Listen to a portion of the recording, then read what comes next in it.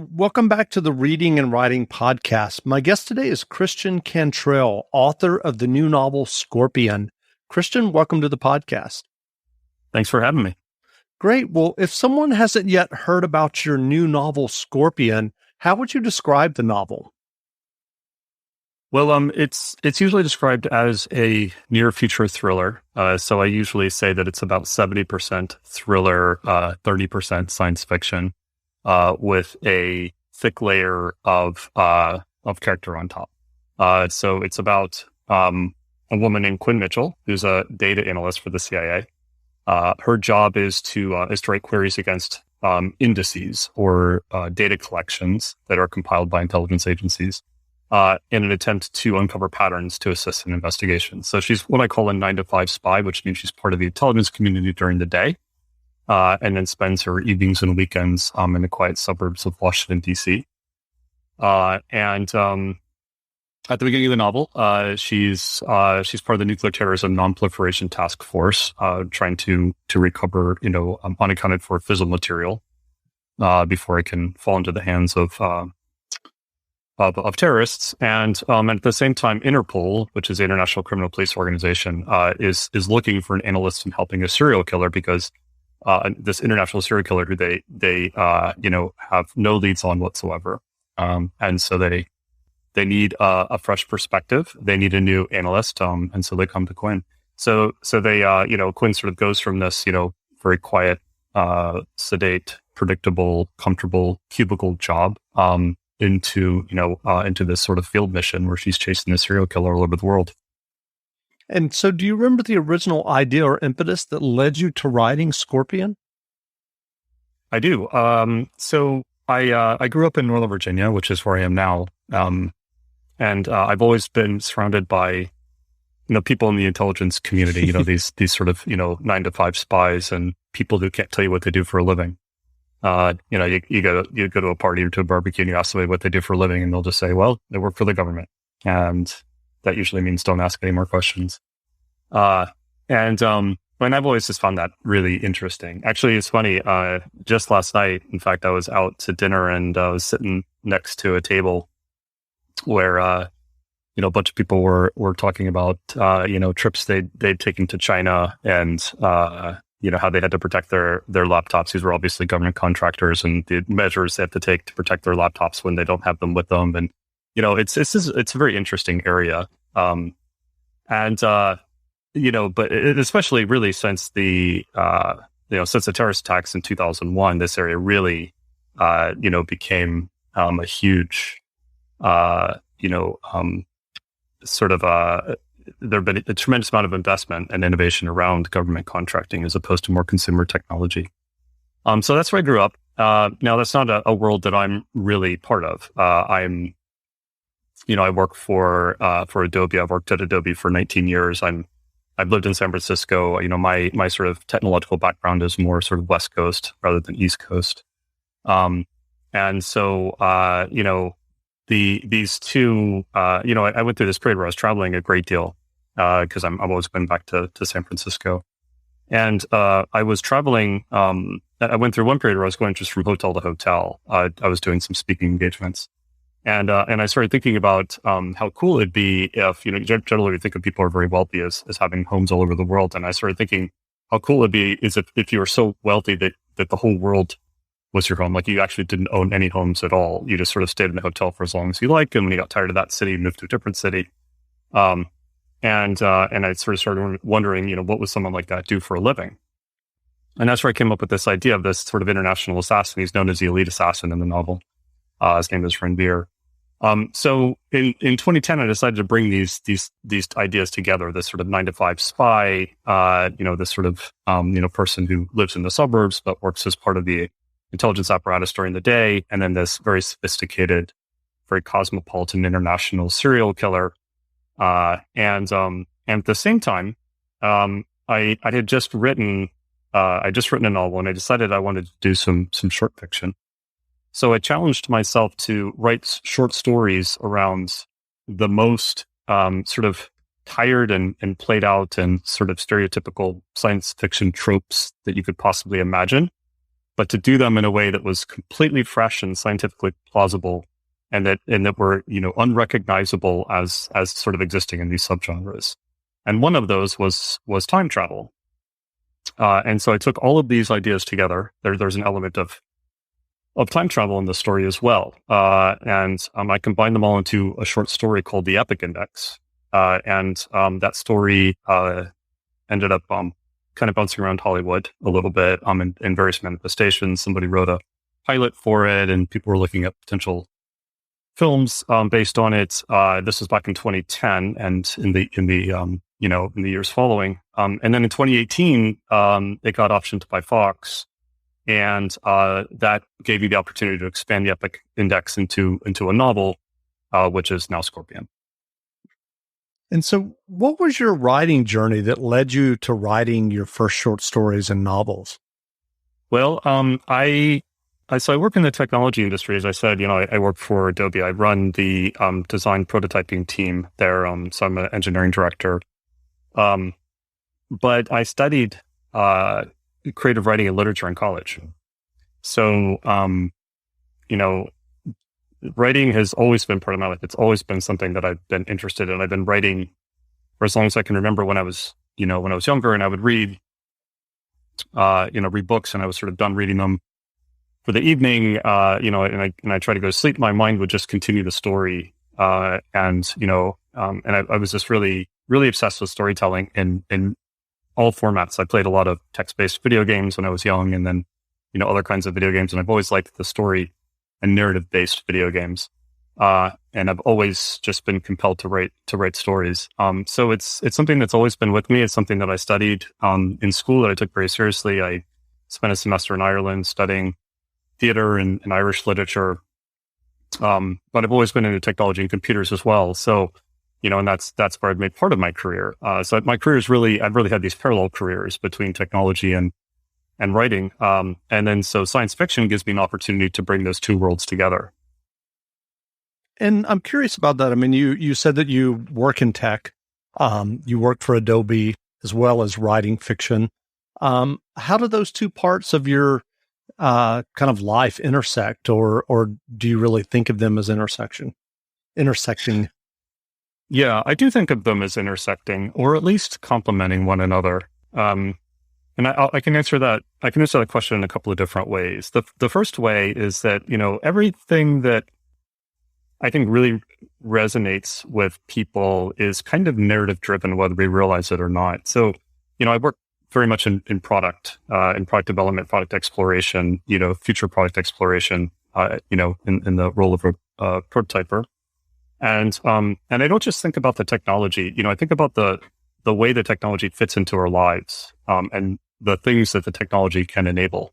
And I think about that in a very, narrative driven format, right? So for instance, let's say I'm thinking about some new, or my team's thinking about some new features for video editing, or maybe even an entirely new video editing app. You don't think about these sort of features and capabilities in isolation. You think about them as how they'll fit into broader workflows. And those broader workflows are have to fit into people's broader lives. And they have to tell a story. They have to be meaningful. They have to mean something, right? So you're not just building a video editor. You're building something that helps people express themselves and tell their own stories and amplify their own message and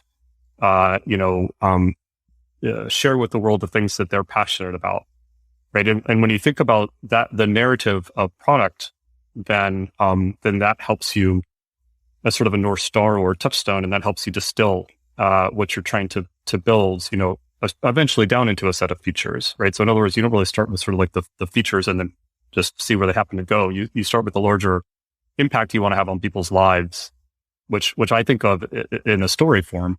And then I just, and then we distill that down into the actual, implementation of the product. So for me, everything is sort of narrative driven, right? I'm not interested in something that isn't going to help tell stories in people's lives, whether it's technology or whether it's storytelling.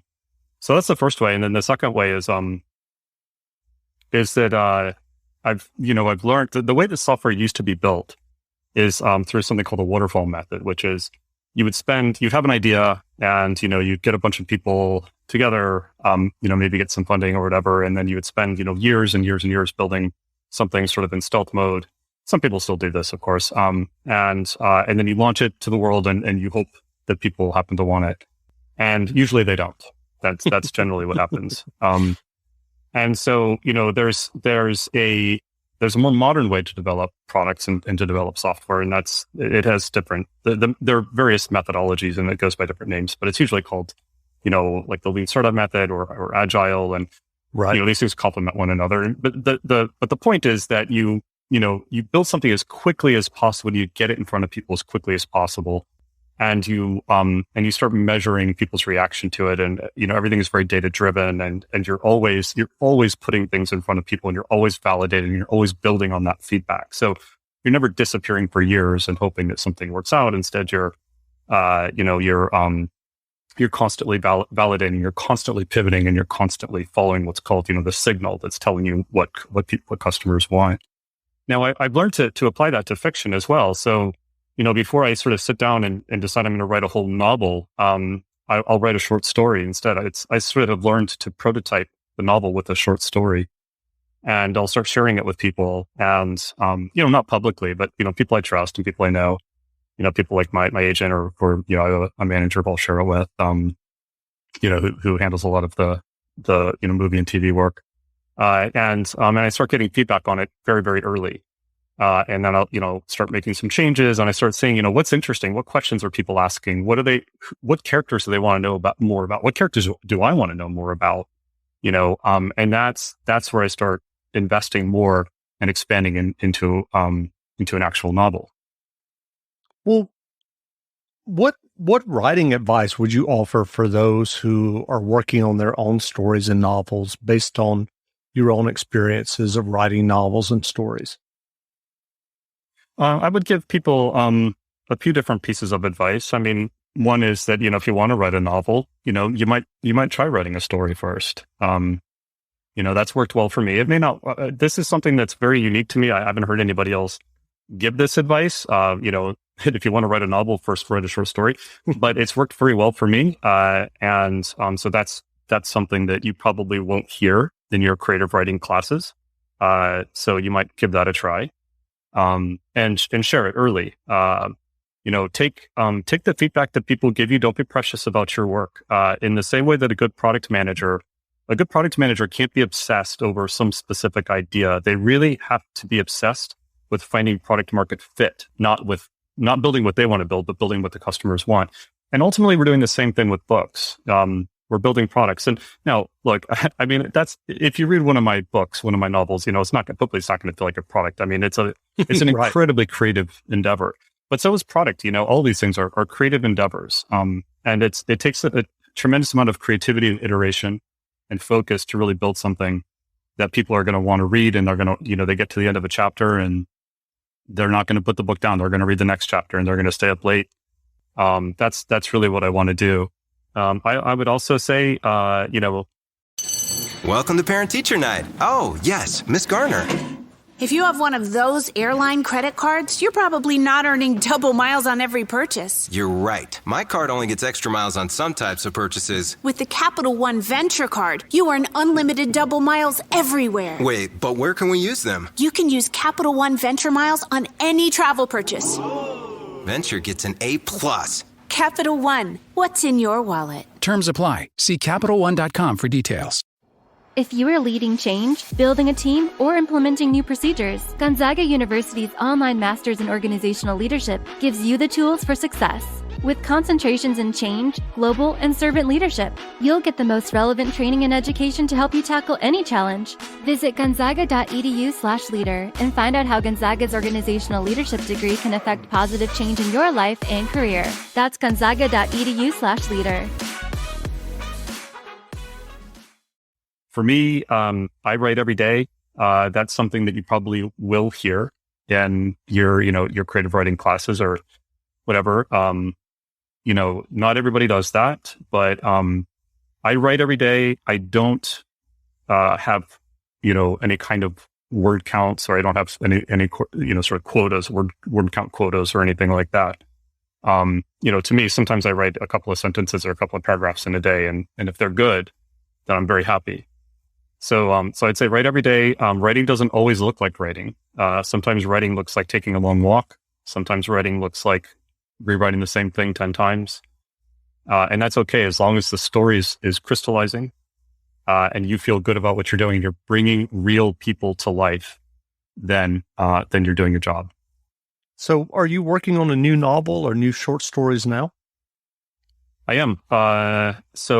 Because I can't not. So after Scorpion launched, really long before Scorpion launched, as soon as, I sort of knew that I was done with edits and, the whole book was finalized, as soon as I knew that I could start focusing on new characters and new things, I just started right away writing something else, because I just have so many stories that I want to tell. So, I wrote a short story, as I explained, Right. and I shared it with a few people, and, I got some really good feedback on it. It seems like I'm onto something. People seem to like it. So, it's called Day Shift. I don't know what it'll be called, next week or tomorrow, Sure. but right now, today, it's called Day Shift. And I just sort of started cracking it back open and, doing another iteration and expanding the short story into something longer. I'm curious, have you, I know that Adobe is a very large company. Have you done any work on InDesign? And the reason that I mention that is, I'm just curious. I mean, I know that you are traditionally published, but it's interesting that Adobe is working on tools to give people the ability to, self-publish their own, novels and stories if they do want to go that route. I know a lot of people use InDesign for designing their ebooks. I was just curious about that. Yeah. Occasionally I will prototype, or my team will do some work on InDesign, or usually, features that may be shared across, multiple, Creative Cloud products like InDesign and Photoshop and, Right. various other products. So sure. And actually my first novel, I self-published, and that's what led to me, being published more traditionally. And I did use all Adobe tools to do that. But I didn't use it for the ebook. So here, I'll give your listeners a little bit of advice here. Sure. InDesign for me, I would not think of using InDesign as the tool for digital publishing. I would use it as the tool for print publishing. So if you want to do your own paperback print version of your book, I used InDesign for that, and I used Photoshop for that. And that's a whole different skill set than publishing digitally. Yeah. And you can now when I was doing this, that my first novel, Containment, I originally published myself, and now it was republished, traditionally. But I wrote all my own tools to compile EPUB files, and I had to learn the EPUB format and specification, all that stuff. You don't have to do any of that stuff now. You can just essentially write it all in Word and use tools to convert the whole thing. So digital, I would recommend using something, just use Word and go from Word to your digital format. For print though, you may have to learn a little bit more, and tools like InDesign and Photoshop would work well for you. Right. So is there current Hollywood interest in your new novel, Scorpion? There is. I'm gonna kind of dodge the question a little bit, because there's some stuff going on currently, and I'm always told to say as little as possible. Understood. But there is, and I'm sorry for giving such a non-answer, but there is. It's a very visual kind of book. I write very, very visually. And, I write very, very sort of distinctively. And I think that, and I don't do it intentionally to try and option work, but it's worked out well. I mean, I've optioned, several things for TV or film. I have, 3 things currently in development. And I think partially it's because I do write very visually. I really see the stuff in my mind, and I really spend a lot of time, hopefully not laboriously, but I really spend a lot of time finding just the right words to really conjure these things in people's heads. And I think that it potentially translates well to the screen. So I'm hoping that now that the production is starting to open up a little bit after the pandemic, hopefully we'll see some movement on some of these projects. Yeah. Great. Well, what novels or nonfiction books have you read recently that you enjoyed? Well, let's see. I've read, I recently read I Am Pilgrim by Terry Hayes, which I enjoyed a great deal. I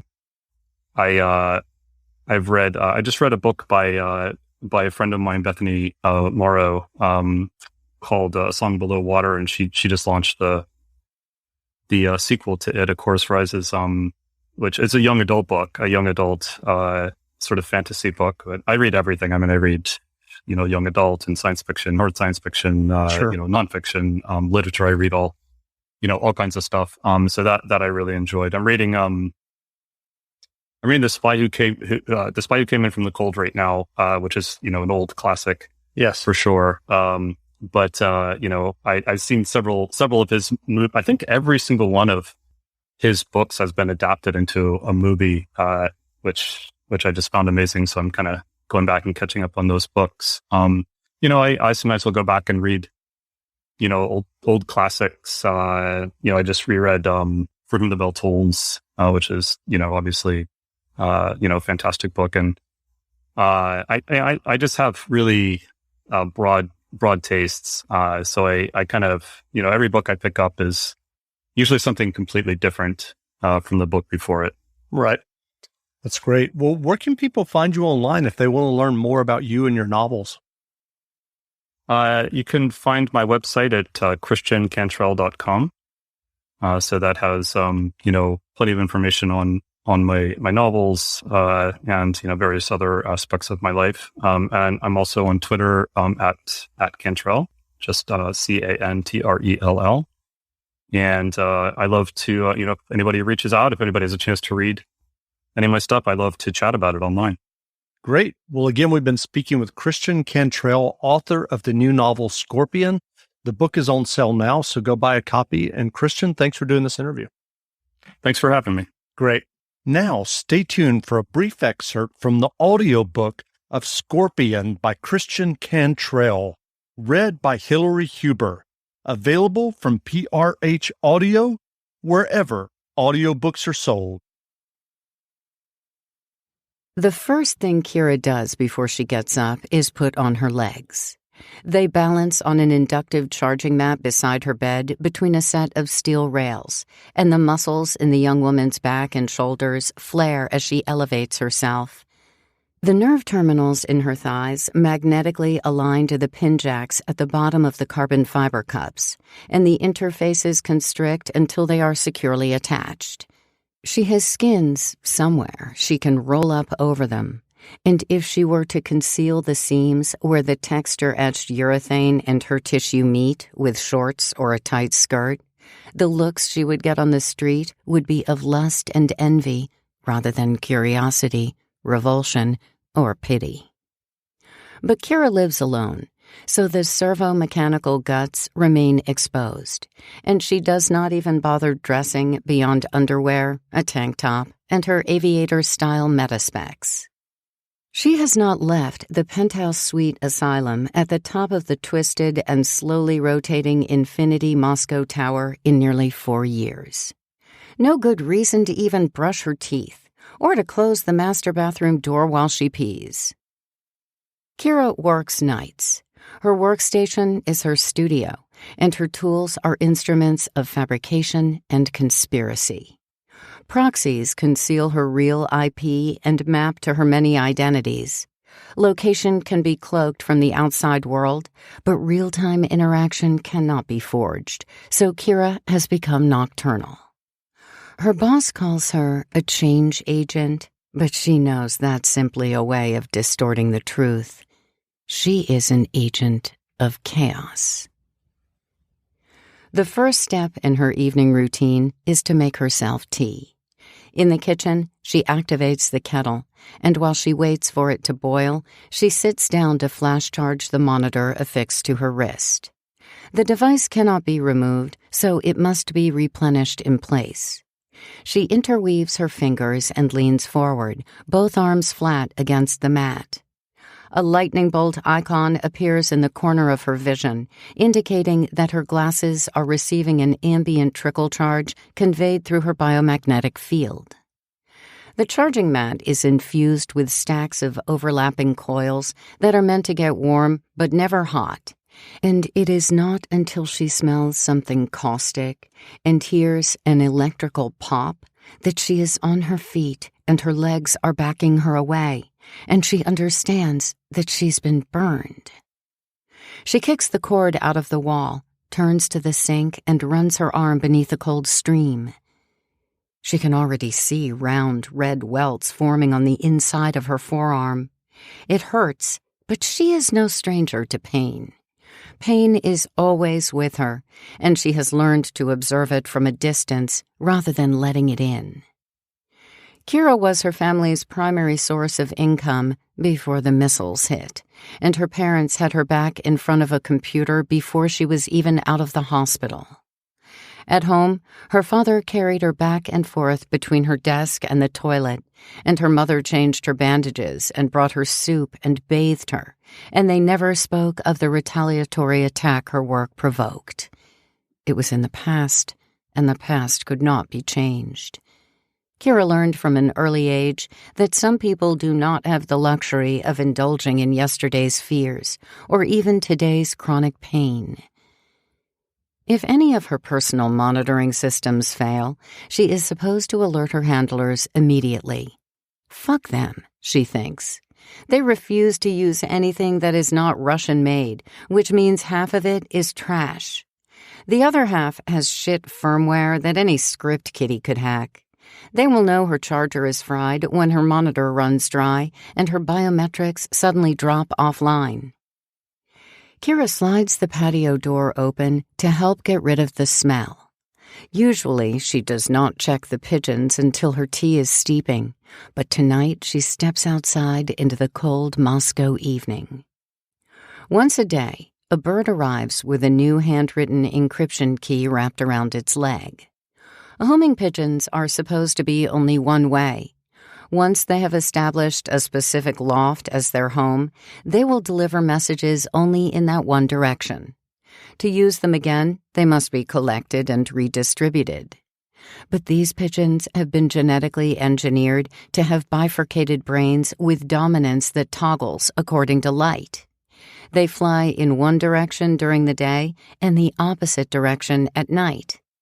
Like Kira, their handlers have learned to turn their multiple identities into weapons deployed against their many enemies.